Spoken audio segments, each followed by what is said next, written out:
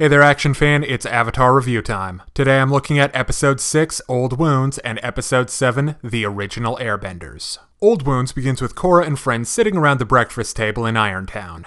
Eating something disgusting, no doubt. When the subject of metal bending comes up, and Korra and Bolin have the opportunity to learn. And finally... Meanwhile, Lin has decided to get some therapy for all that negative energy she's been carrying around. And the cure is, of course, getting sharp pins jabbed into her. And with the healing power of pointy objects, Lin uncovers some repressed memories of that time Toph destroyed her career to cover up some BS Sue was involved in. Lin then figures the best way to bury the hatchet with her sister is to bury a hatchet in her sister's ribcage. Too bad Opal interrupts a pretty bitchin' metalbender versus metalbender fight. The next day, Lin is rested and ready to reconnect with her sister. Dang, can't Doc Needles bring back the old dirty hairy she-wolf? Meanwhile, Zahir and the Four Horsemen have escaped Republic City, and in addition to warrior, philosopher, airbender, and hipster, Zahir also proves that he's Karnak the Magnificent by psychically locating Korra. Oh, Zahir, is there anything you can't do?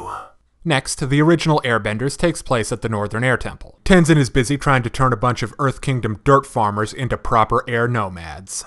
You mean the kind of nomads that inhabit temples and other permanent structures not easily moved? Exactly that kind of nomad. And Tenzin decides to take a leaf out of Bumi's book and employ a little military discipline.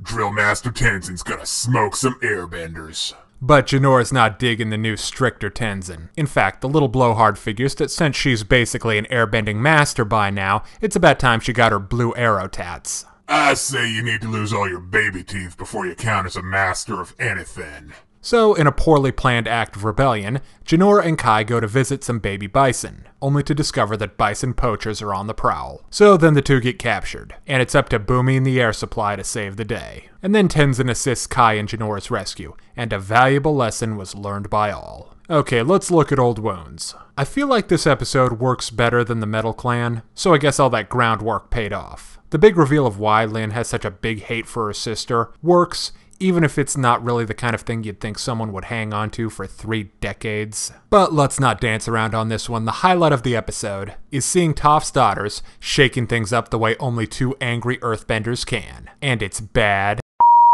And then Opal ruined it. But I can't stay mad at her. Opal is one half of probably my favorite couple in Legend so far. It was also nice to see Toph again, even if it was only in a flashback. Then there's a scene where Lin is chewing out a couple guards for not paying attention, and Lobot explains how safe Steel City is. Somehow, the more they say it, the less I believe it. Oh, and it's about time Korra learned how to metal bend. I mean, with telekinesis, not like unfolding a paperclip or something. It was a little weird that Bolin was surprised that Korra could metal bend. She's the friggin' Avatar. She should be able to metal bend, lightning bend, sand bend, and all those other specialty types. Maybe not the freak mutant bending like blood or explosions. Speaking of, the Four Horsemen are darn cool in this episode. All of them are interesting and fun to see do their stuff, but Zahir is proving he's a cut above the rest with his murderous zealot thing. But he and Miss No Arms aren't that exciting to watch, as there's nothing really special about their bending, unlike Rockhead and Little Miss Splosion, who can do things most benders can't. Now let's break down the good and the bad in Old Wounds. On the good side, Lin vs. Sue literally rocked. The Four Horsemen do that voodoo that they do so well. Varric is now a cross between Iron Man and Magneto, and Korra and Bolin are finally expanding their bending repertoire. On the downside, Lin may have legitimate reasons to be mad at Sue, but 30 years is a long time to hold a grudge like that. And we never do see Bolin working out his metal bending. But those problems don't dull this episode's shine, so I give Old Wounds a 4 out of 5. Next, The Original Airbenders is a cute side story about the trials and tribulations of Aang's kids. Everyone's a little all over the place in this episode. Sometimes they're funny, on point, and moving the plot forward, but then for some reason something will happen and some given character will derail the plot for no real reason. And I get why they do it. It's to show that all the characters have different personalities and styles. But it gets a bit irritating, like Bumi's belly aching, Tenzin being all put upon, and Janora all but declaring herself the Air Llama. Seriously, this is what she sounds like. It's all Obi-Wan's fault. He's jealous.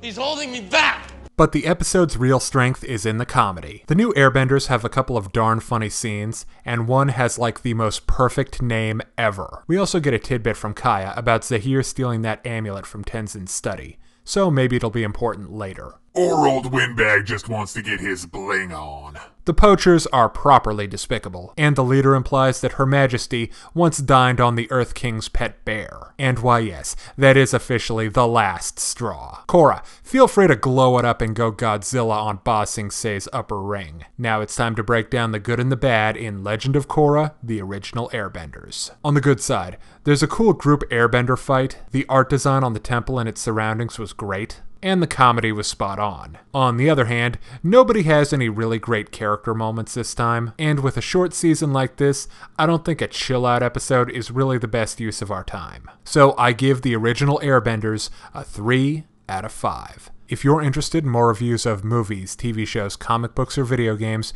check out my channel on YouTube at StupidPrivate913, or find me on Facebook for video updates and more. Thanks for watching. Hey kids, today's show is brought to you by the letter 4 and the number potato! I'm a stupid private.